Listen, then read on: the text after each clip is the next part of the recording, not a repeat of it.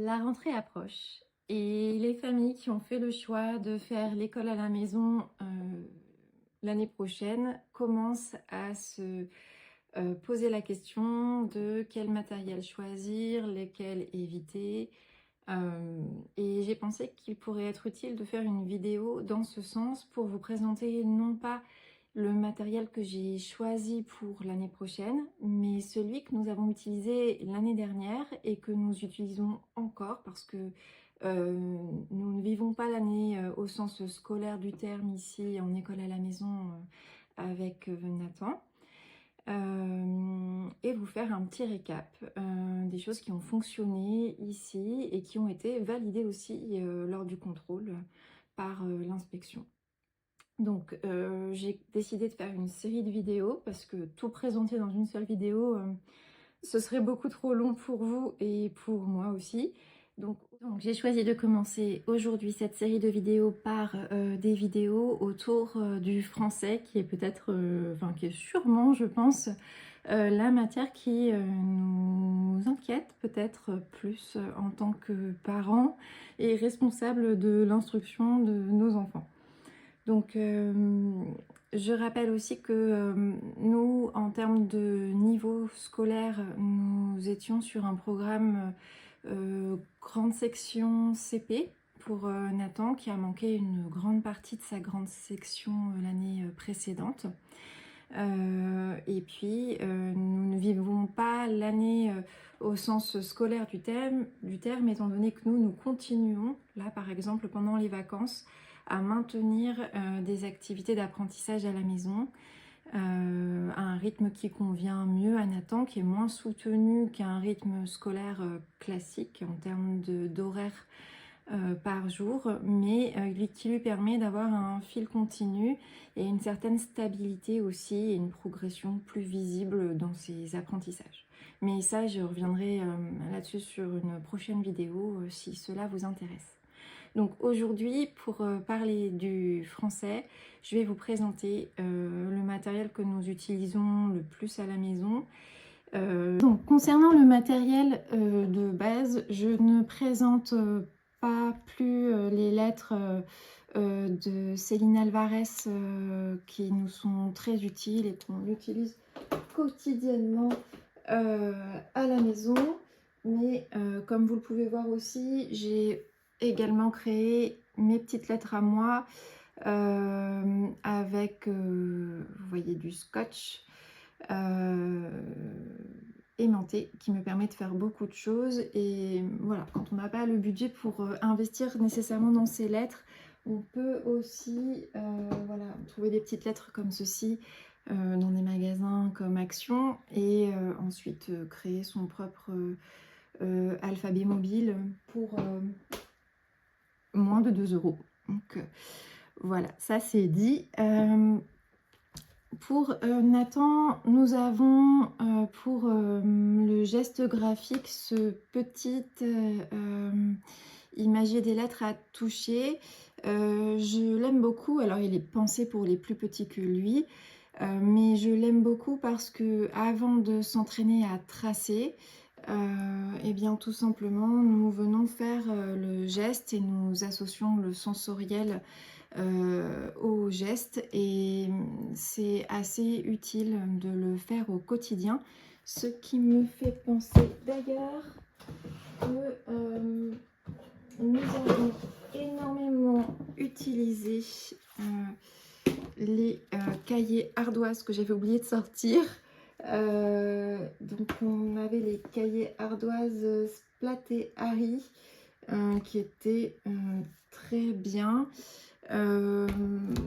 Pour Nathan, en fait, il a été très difficile pour lui de laisser une trace écrite parce que Nathan, nous allons voir une psychomotricienne pour le diagnostiquer parce qu'il était trop petit auparavant, mais il a une dyspraxie, voire une dysgraphie très fortement soupçonnée.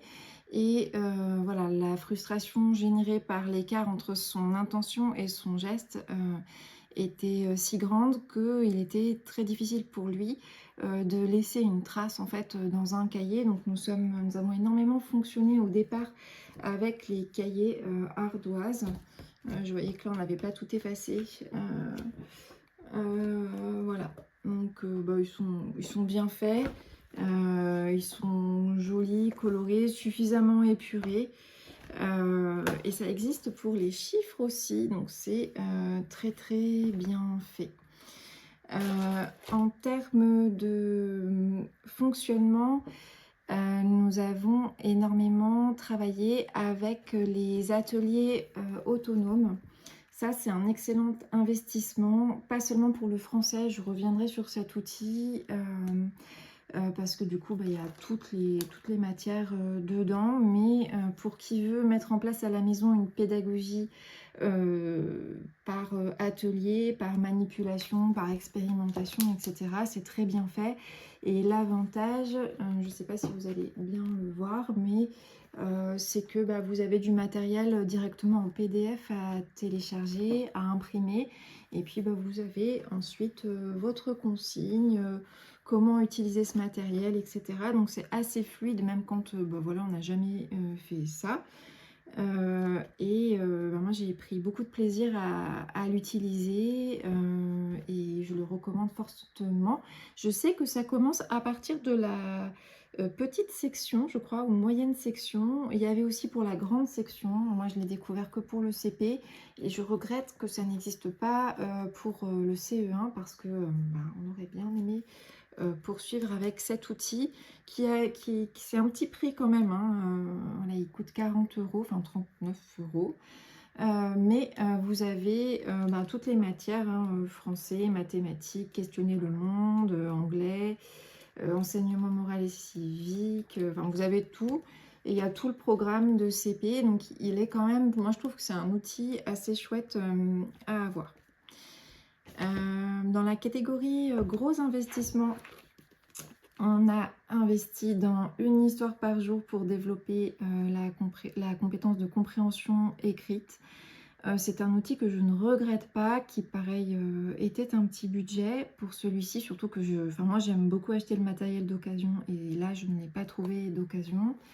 Ben, il nous a servi toute l'année, on est tout juste en train de finir, là on arrive sur le dernier compte. Et ce qui est très très bien, c'est qu'en fait, vous êtes entièrement guidé pour savoir quelles questions poser à quel moment à votre enfant. Le texte est déjà découpé pour vous. S'il y a des illustrations ou une préparation à faire en amont du texte pour montrer voilà, des éléments à votre enfant, ben, c'est précisé aussi. Vous avez un peu tout le travail de mâcher, vous n'avez plus qu'à suivre et vous laisser guider et transformer le vous en tu, parce que du coup tout est fait pour que l'enseignant s'adresse à sa classe en fait, hein,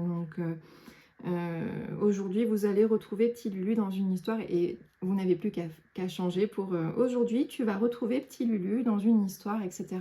Donc en fait vous êtes entièrement guidé du début à la fin.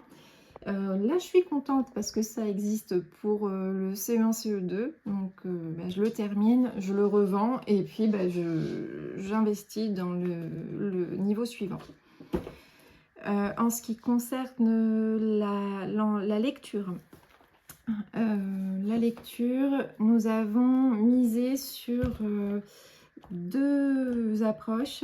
La méthode de lecture pas à pas qui se complète avec ce cahier, c'est ça que je regarde sur le côté, on est encore dedans et bah, j'ai beaucoup aimé parce que c'est assez aéré par rapport à ce qu'on trouve pour des cahiers de français pour le niveau CP. Donc ça correspond bien pour Nathan, il arrive à se concentrer. Alors on a des outils pour ça aussi, on a des réglettes de lecture, etc. Mais ça l'aide à se concentrer, donc c'est très bien fait. Et puis bah, vous avez le petit cahier d'exercice qui va avec. Et en fait, alors là vous allez voir Nathan, la façon de travailler de Nathan, qui a besoin de barrer ce qui est faux et d'entourer ce qui est juste. Mais bon, pour vous montrer, c'est très court. Donc au final, c'est un effort correct pour Nathan sur le moment, de commencer par l'entrée sur le livre et de basculer sur le cahier. C'est parfait en termes de timing, d'effort, etc. Mais en parallèle de cette méthode-là, j'ai utilisé aussi la méthode Pilotis. Alors celle-ci, c'est l'ancienne édition. Moi, je l'ai eu, je l'ai acheté sur Vinted, tout simplement, avec le cahier d'occasion. Et là, ce que j'ai bien aimé, c'est que, eh bien, c'est une méthode qui se découvre avec en parallèle des livres à lire. Et comme Nathan, ben, son intérêt spécifique, ce sont les contes et les histoires. C'est vrai que pour moi, d'entrer d'entrer dans les apprentissages par ce biais, c'est toujours utile. Donc j'ai eu beaucoup de chance parce que j'ai tout trouvé d'occasion. C'était une maman qui revendait également les livres qui vont avec, donc j'ai eu ça pour rien du tout. Et voilà, c'est pas la peine d'acheter la dernière édition d'une méthode. Voilà, nous, en tout cas, on a fait comme ça et ça s'est très bien passé. Et je trouve que c'est super parce que ben, on continue à apprendre sans trop s'en rendre compte. Ça suit la progression du coup qui est dans le livre ici. Et voilà, c'est très bien. Donc nous, on n'a pas terminé parce que ben, comme je vous le... On est encore dessus, parce que comme je vous le disais, laisser une trace pour Nathan, ça a été long. Donc maintenant qu'on y est, ben, on continue. Dans les outils de lecture, on a énormément travaillé aussi avec les lectures cache-cache de Sandra, que vous connaissez certainement, de la classe de Moscaya, qui fait un travail énorme et qui a la générosité de partager énormément de ses supports aussi sur son drive, qui nous ont été très utiles dans le courant de l'année avec Nathan, puisqu'on était sur vraiment, nous, un niveau au départ, grande section CP. Donc c'est vrai que ça nous a été très utile, ça a été très apprécié, mais du coup, ben, j'étais heureuse de commander ces livres parce que ben, j'admire beaucoup le travail de cette enseignante là. Voilà, on a aussi lu quelques livres de Céline Alvarez. Et puis, j'emprunte énormément à la bibliothèque, énormément de livres, de lectures faciles, de choses comme ça. Alors, pour le moment, Nathan ne lit pas encore de façon très fluide. Ça lui demande énormément d'efforts et il va lire des petits bouts de phrases, etc. C'est pas encore quelque chose qui est acquis, c'est encore en cours d'acquisition. Pour vous donner un ordre d'idée, nous allons continuer le programme de CP pour le terminer jusqu'au mois de décembre. Et à partir du mois de janvier, on entamera le programme de CE1. Voilà. Par le passé, mon expérience d'enseignante m'a montré que mieux vaut bien asseoir les bases et ensuite augmenter le niveau plutôt que de chercher à aller trop vite et de suivre un rythme qui en plus pour le coup ne correspond pas au profil d'apprentissage en l'occurrence de mon enfant. Donc voilà, moi c'est le parti pris qu'il y a à la maison. Qui a été entièrement validé hein, lors du contrôle de l'instruction en famille. Voilà, donc j'arrive à la fin de cette première vidéo. Je vais bien vous mettre les liens des choses, en tout cas les noms des méthodes et des choses que j'ai présentées ici. Je suis en train de me rendre compte que j'ai oublié un truc. Ça montre que j'ai pas l'habitude encore trop de faire des vidéos. C'est le cahier d'écriture d'e-school qu'on est en train de découvrir avec Nathan. J'ai oublié de vous en parler et ça me tient à cœur de vous le montrer parce qu'il est quand même bien. Nous, il nous aide beaucoup. L'idée de ce cahier, c'est... Voilà. Alors, on n'a pas fait le thé encore. Nous, on suit les lettres qu'on découvre dans les autres livres. Alors, même s'il les connaît déjà, on se réentraîne à les écrire au fur et à mesure. Vous voyez qu'on doit raconter des petites histoires au fur et à mesure des efforts d'écriture pour réussir à écrire. Donc c'est tout un boulot, mais je vais prendre une page qui est propre pour vous montrer ce qui est très bien fait dans ce cahier d'apprentissage, c'est que en gros l'enfant commence au feu vert et s'arrête au feu rouge. Il commence au feu vert, il s'arrête au feu rouge, il commence au feu vert, il s'arrête au feu rouge. Donc du coup, cette guidance-là, elle est très visuelle et très aidante pour le coup, pour Nathan, bon, qui est complètement perdu encore quand il n'y a plus de lignes ou enfin plus de points. Voilà, pour écrire les lettres en cursive, il les écrit très bien maintenant, enfin très bien, il les écrit bien en capital et correctement en script, mais en cursive, c'est encore vraiment compliqué pour lui. Donc voilà, c'est un outil qui est voilà, qu'on découvre et qui est apprécié. C'est pas mal aussi, voilà, on peut évaluer un petit peu comment on s'est senti lorsqu'on a écrit. Voilà, le i, le i a été apprécié plus que le e. Voilà, enfin en tout cas, s'il y a un cahier à choisir, celui-là est chouette. Et puis les cahiers ardoises aussi sont pas mal pour gérer la frustration, comme je vous le disais tout à l'heure, lorsque c'est encore compliqué d'écrire, ce qui est le cas chez nous. Je vous retrouve bientôt. Je vais essayer de préparer d'autres vidéos avec le matériel pour les maths, questionner le monde, voilà, tout ce qu'on utilise à la maison.